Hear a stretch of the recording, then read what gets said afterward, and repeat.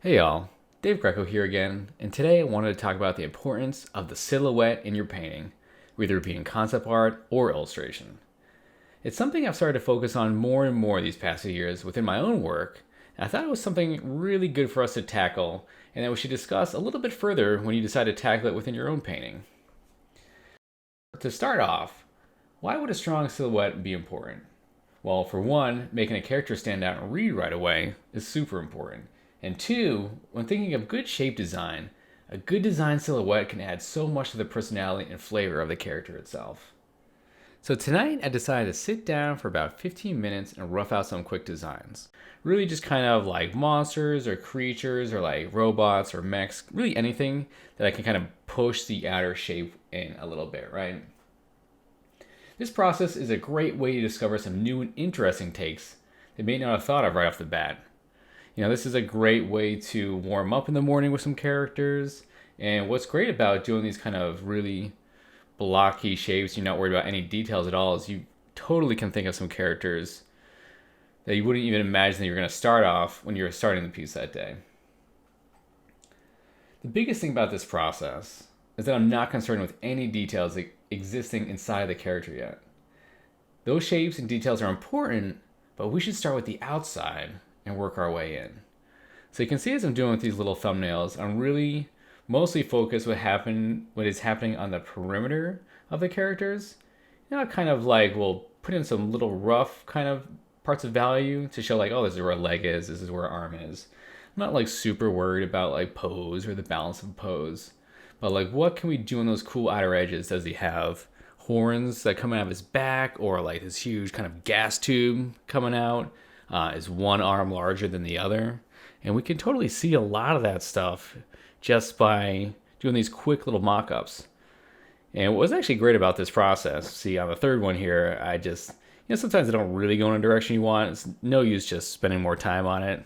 I would think I was going for like a little bug slug thing with spikes on the back, but I didn't really like the shape around where its head was, so I rather just started on a new little sketch. And so for each of these, I wanted to make sure that I was at least starting with some different shapes. Like if I can start with like a triangle on this one, or more kind of like a sphere on the next one. And that totally is a great way to kind of brainstorm some new ideas also. But in the going back to the silhouette itself, what I want to do with these is that they are identifiable right off the bat when you look at it. So even if we come to the character later, that silhouette that it creates, whether it's this hunchback thing with like a small head and these blade arms, that we're instantly gonna be able to recognize it down the road. And I think that's super important. Not only is it important just to recognize the character, but it's gonna help make your character pop off the piece also. I fall in love with so many illustrations where the silhouette design is positioned so perfectly within the piece that sometimes like that's all it takes for me to fall in love with the piece. So it's something I've really, really been focused on myself. So as we go into this next one, like I just want to start with kind of like a circular shape, but I want to break up those edges, and I think that's what comes down to the silhouette, right? So instead of just a kind of a circle blob kind of monster with like big arms and little feet, like what else can we add onto it that just kind of breaks those edges up? And you don't want to go too crazy. You don't want to break it up all over the place. The same thing for this one. We're going to start with like this thin little kind of robot dude. And even just putting some stuff in his hands or like this little backpack on, what can we just do to make it interesting without those cool little details? And if you can make it interesting without any of the cool little stuff inside first, your design is going to be so much stronger. And so I just kind of like to tap around all the edges, same kind of thing. And then even on this like next one, I started with a shape. I think it was gonna be more kind of like a serpent thing. I think I didn't really like that direction, and so really just want to start in with some kind of real base shapes. Maybe kind of make it into some kind of weird robot. And then I'm only worried about these kind of outside edges. I don't really care on the inside too much at all. It's always stuff that we can figure out. Like I said, I like to start from the outside and then kind of work my way to the smaller detail as we go. And then what you can do is when you're doing all these little thumbnails of these characters like this, say like, oh, I really like this robot dude. Maybe we'll take this robot guy and we'll dupe him into like 5 new ones. And we'll do like different legs, different arms, different head variations, this kind of stuff. So this is a quick example. So that I wanted to show you guys right off the bat.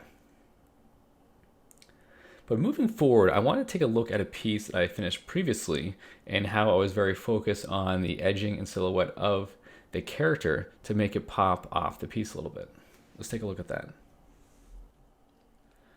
Okay, so here we are over in Photoshop. And this is the final image I created about a week or two ago. I just kind of wanted to do a piece of a Volpera after coming back from BlizzCon. I was pretty hyped up about it and all the content coming out in the future. But I did have a couple things to focus on while I was working on this piece. Was the silhouette of the creature, how it reflected on the piece itself, trying to make it stand out more, so the shape stood out more, and like something about the outer edges of them that I could kind of fall in love with as I worked on it. So basically, just, I'll just grab a brush here.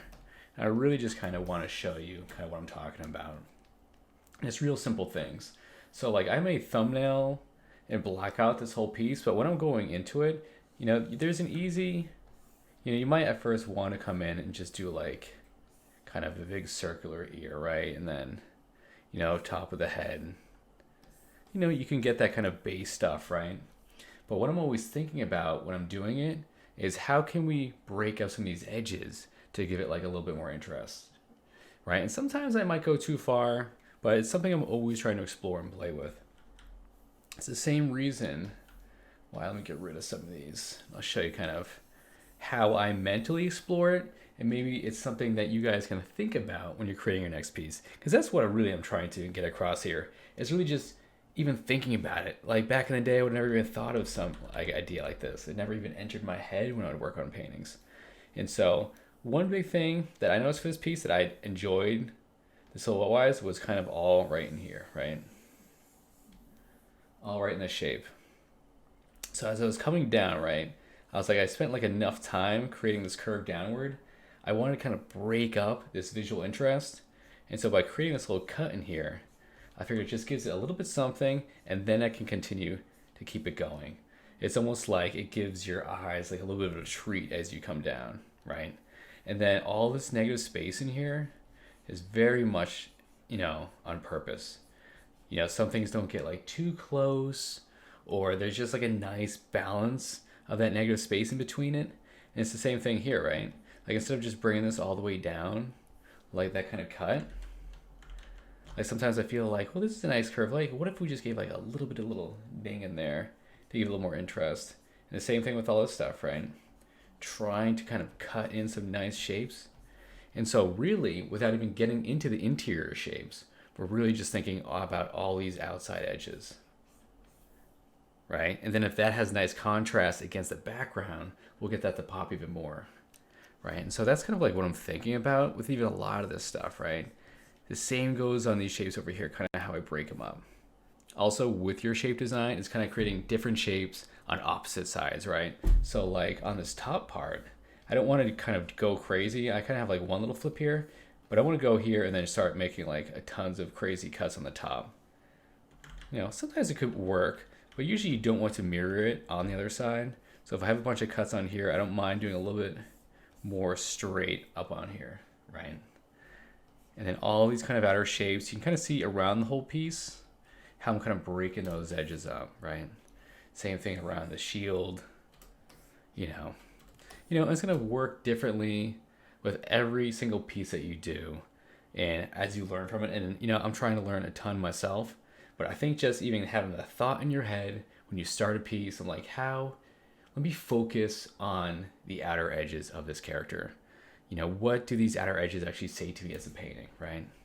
But that's about it. There's probably a lot more theory you can go into about all this stuff. But I think just thinking about it for your next piece, guys, it's gonna make a world of difference.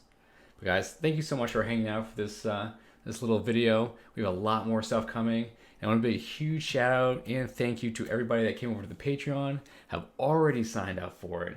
I'm going to be working on the next piece, our first piece for the Patreon, which is Astron, our first OC, which was voted on by our gold members. So thank you so much. I appreciate it. And that should be coming out the first week of December. I'll see you guys next time.